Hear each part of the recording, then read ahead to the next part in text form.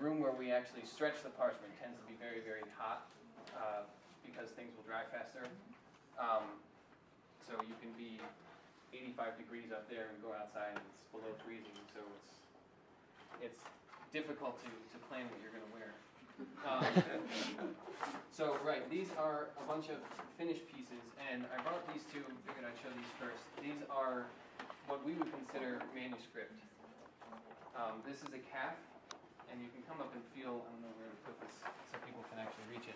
But this is, the top is the grain, and the back is the flesh, and you can feel that the grain is fairly smooth and the flesh is slightly fuzzy. That's a characteristic of whatever animal you're going to deal with. You're going to have that problem because the flesh behaves a certain way and the grain behaves a certain way. There are methods you can do to even them out a little more, but essentially you would be able to write on both sides of this, and it would still be a fairly stable material if you were going to bind it into a book.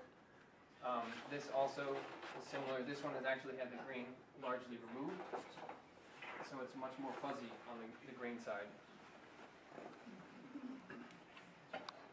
But both of these are calf, and generally calf is what we suggest and use for doing illuminations, calligraphy work, and stuff like that. Excuse me, how do you minimize the amount of waste when you cut it in this parchment? Right, you can pull them down too. Okay.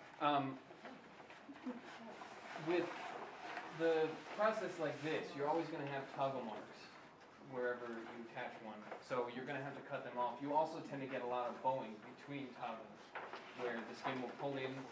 Generally, the best you can do is just try to place them fairly close together so that you have more of a straight line.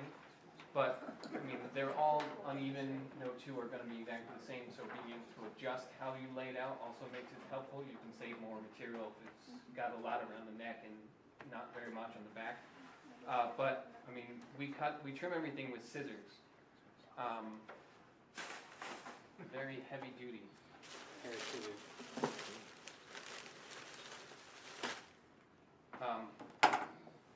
So, other than just having to trim every one by hand, they're all about the same size, so you can kind of just generally know what you're going to cut off and what you don't.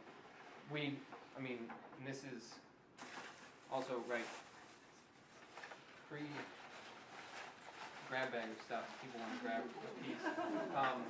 But those are offcuts when we cut off pieces of parchment into cut sheets and stuff. And obviously people can still get out of this. The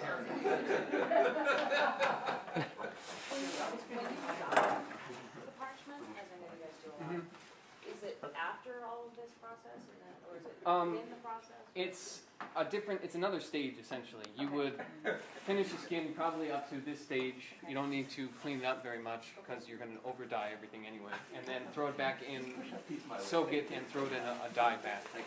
And then stretch it, dry it. And I brought. And do you use natural dyes, or do you use?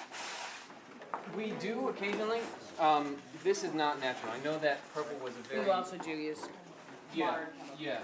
Right. They're called aniline dyes, and they're actually designed to work with This leather. one's just Kingdom. It works on parchment as well. Yeah. East Kingdom. But the trouble with natural dyes is that they're not very strong, or they don't fix very completely. So they will fade over time. Generally, especially nowadays, people are looking for something that's fairly permanent. Is it? It's a good question. Yes, it's a good question. But people were actually writing on that. No, it's a dye. Right, then it would actually stand out really nicely. Right, when you're swinging it as it's drying, generally you get a lot of water runoff. When he wasn't aware of Whatever there color. were pigments, and so you could do something that's There are ways that you can spray dye just the front. The color will fix the front and the back will be fairly natural. Some dyeing is easier for us.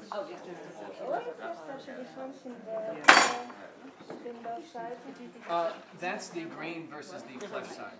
The grain side, being a fairly impermeable surface, it's difficult for the color to penetrate completely. On the flesh side, where it's much more fibrous, you'll get a lot more of the color getting in, so it's very concentrated and very dark. And you can kind of see, if you hold this up, it has a slight green cast to it, reflected green cast, and that's where you get a lot of like oils and stuff used to make the dye soluble will kind of just sit on the surface because it's so much more fuzzy.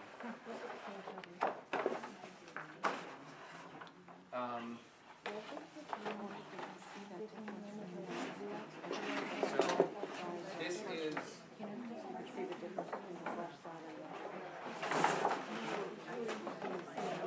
I don't know if anybody can see. This is what's called a veiny cap, and you may have seen Called a what? veiny. Okay. So what this is it's also called a field cap. That's the kind of hide this is. But these are oxidized blood vessels, essentially. This animal died in a field and fell on its side, and before the renderer could get there to butcher it, the blood oxidized in the veins. And so you will, especially during the I think 18th and 19th centuries, where a lot of artists were working with parchment doing like nature scenes or animals and stuff like that, they like to work on this just because it had a very kind of earthy, natural feel to it. And other than that, there's not very much call for it, but it does create a very interesting animal. So this is almost, you could just hang this on the wall by itself. You need to hold it still. But so this is a calf, right? This is a calf, not a cow. And it's still, I think this is probably 15 square feet. So the differentiation between calf and cow is kind of fuzzy.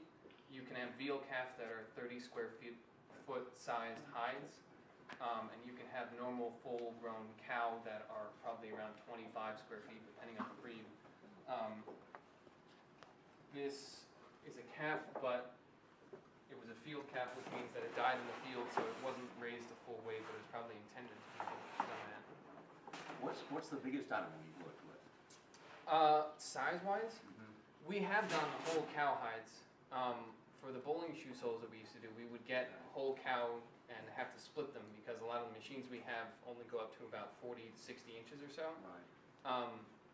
But, I mean, a full cow could be upwards of 40 square feet on a single thing, and so splitting them would give you about 15 square feet.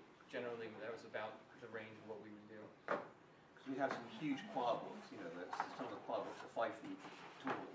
So I presume that with that you'd have to be using a pretty big animal just to... You could probably still get away with calf. You could even that. Yeah.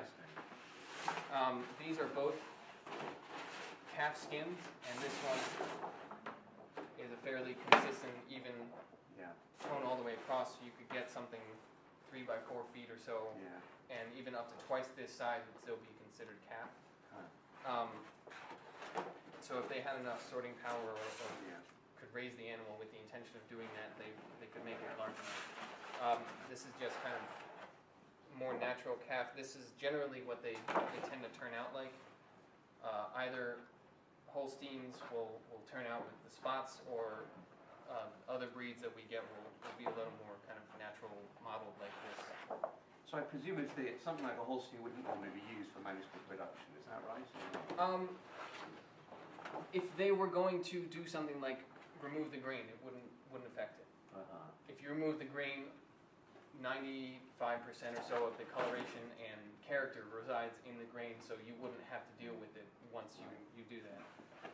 And you can see, I mean, this one's fairly rough, but on one like this, where this is the flesh side, it doesn't really matter what color is on the other side. This is always going to be fairly even colored across any type of animal. Like this is a goat, this is the flesh side, and it's still pretty much the same color. So that last piece you held up, it's interesting to me that the sides of the skin echo the shape of that knife. Yeah. Right, and that's a factor of how it pulls. As they dry, they essentially, the structure means that it pulls in every direction it can. So you'll get curves away from every toggle mark. But yeah, it does kind of echo, the moon knife itself.